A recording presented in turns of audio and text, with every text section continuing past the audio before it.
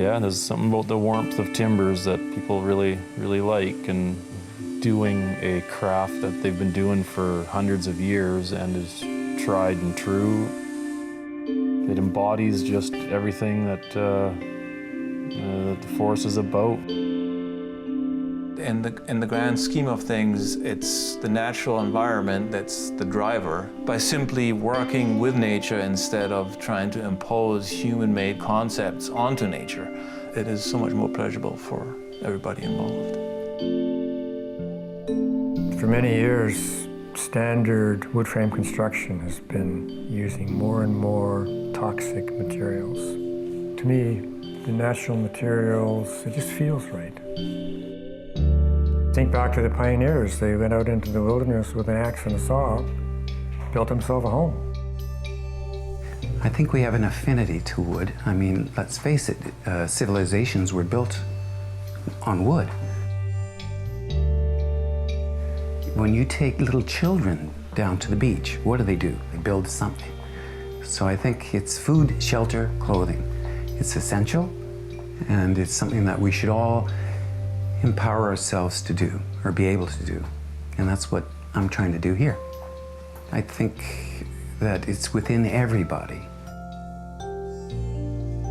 Now, we get students from all over the world, but people come here with the same goal in mind, which is to empower themselves to build their own house. So it's like all these students that are building these structures, they're putting in their energy, their blood, sweat, and tears in some cases. And so that, to me, is, it's more than just punched out, stapled together, there you go. It gives you back that energy. The Japanese call it a sense of wa. It's a harmony that you have with your environment.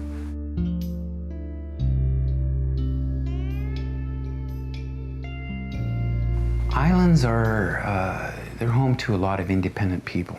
Just to live here, you have to be independent-minded. So that's the type of school that we're trying to create here. They can learn by looking around the different structures that are here and the different efforts that some of the students have put into.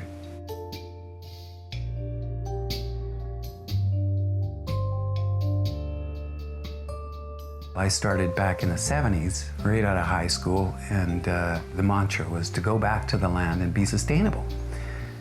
Wood, to me, is just part of my makeup. It's the imperfection that you find the beauty. It's the man-madeness of it all.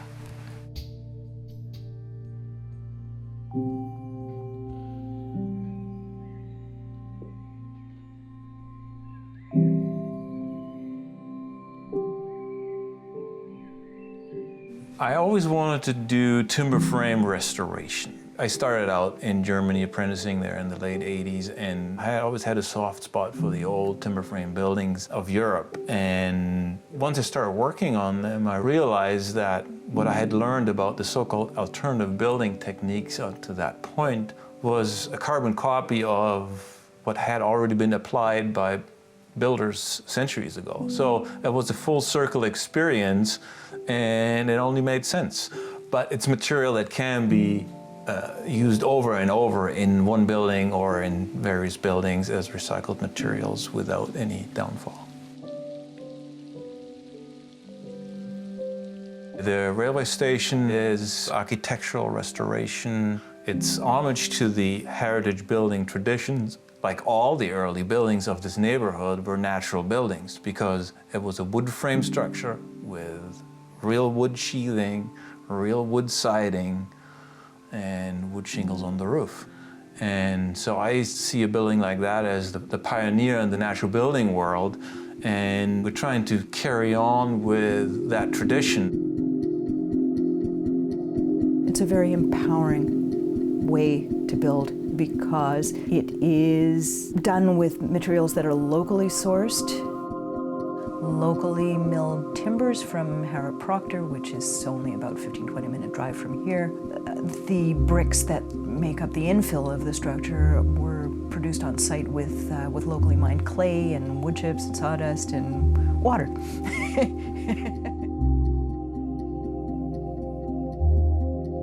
For me personally, it's about the choice of the source. I can always say to the clients, do you want to see the forest where your timber came from? We can always go back into the woods, the way the timber in Harold Proctor is sourced, but if you live in a conventional home that's built from stick frame, you won't be able to go back into the forest where the wood came from because the forest doesn't exist anymore. And that's part of my relationship with the mill, is to be able to create products that still fit within this approach. And we can look at the stumps in the woods, and we can look at the trees that are still in the woods, left behind for the next pass. So we're working on a 100-year cycle to start with. On the one hand, it's unheard of and sounds like, oh, why would I bother worrying about what's going on 100 years from now? But that's as old as the trade of timber framing. That was people planting oak trees back in the old world for that particular reason, because they knew there would be a timber framer or a boat builder 300 years after they were walking on this earth that wanted to do the same thing, and we have to start somewhere.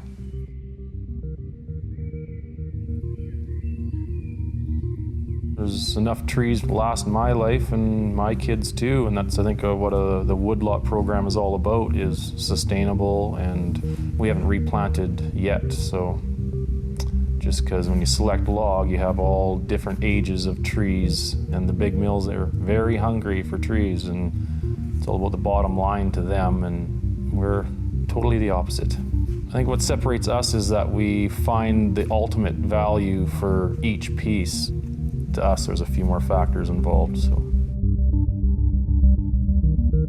in the summer, we get lots of traffic in off of the highway, tourists that have gone through the Grand Forks and Greenwood, and we love the networking and the meeting people. And what I learned about having the museum here is the amount of appreciation that people have. And the neat thing about it is that 90% of our collection has been donated by local families that know that we are keeping it alive and respecting, and yeah, I think they really admire that. And we'll come home sometimes and there'll be chainsaws on the porch. No name, no, just people keeping their eye out for us too, because they really admire that we respect and showcase it and share it.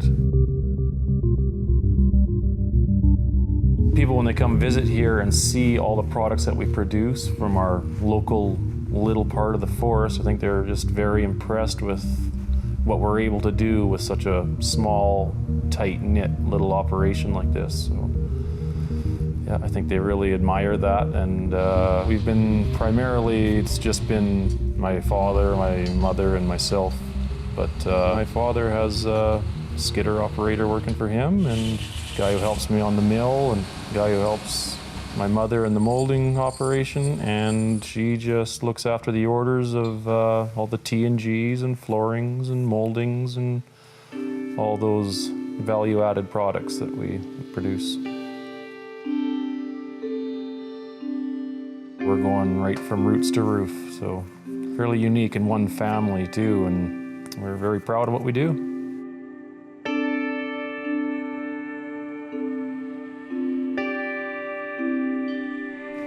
I've been in business for maybe 2-3 years now. Started out with building a spec home, which is an eco-nest project, and this is my first custom build.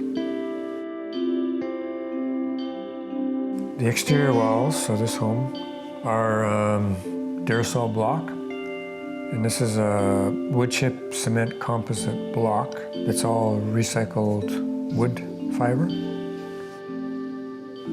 Rather than making the walls get damp inside, which is a big problem with standard frame construction, a natural wall with clay in it will absorb excess moisture and gives it off naturally. It breathes. Whereas a standard 2x4 or 2x6 frame wall is got to be sealed up entirely with plastic vapor barrier, and that is one of the biggest problems with wood frame construction in this damp climate. Like, there is no chance, zero chance of mold forming in these walls. I just think that it's a lot healthier to allow the wall to breathe. I design homes not just for structure. You know, I try and think of solar orientation, air circulation, so there's cross ventilation. It's all important. It all kind of comes together. I guess the homes that I build are somewhat traditional that way. Try and keep it warm. I expect this house to be here in 100 years. You know, I try and make everything as permanent as possible. I think that's what we should be aiming at, not, you know, the 50, 60 year turnaround. I want things to last. Change is difficult for some people. You know, and if you're in a position of authority where you're approving or disapproving of building practices, yeah, sure, they're going to be conservative, but they're learning. I think that we need more healthy homes. It's the only building method that you can actually pre-build. You can build in your spare time, and you can build with recycled materials, and you can build within your own budget. Instead of buying the land first, we build the building first. And strap it up, store it, and when you're ready, you buy that piece of property that you really like, and then up goes your dream home. It's one of the few crafts that is truly admired at the end of a house. Like, no one goes in and says, wow, these lights just turn on, this electrical's incredible. Like, nobody goes into a house and says, oh, that's really nice drywall.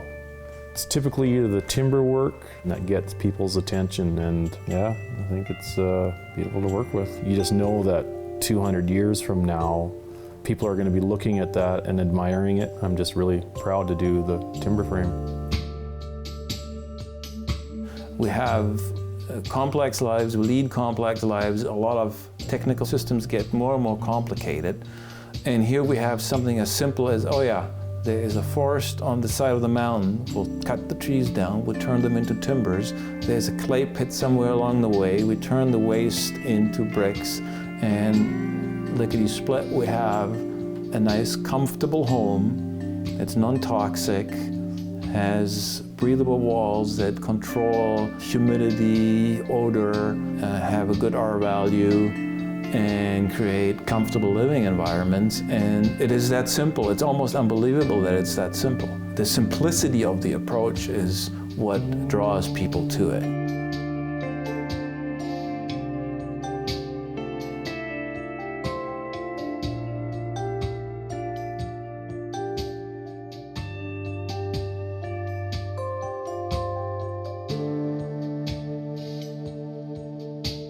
Working with clay and sand and straw, it's all fairly learnable. You don't have to be a super highly qualified, trained, skilled person. You just have to sort of be willing to learn and watch and observe and then try it out.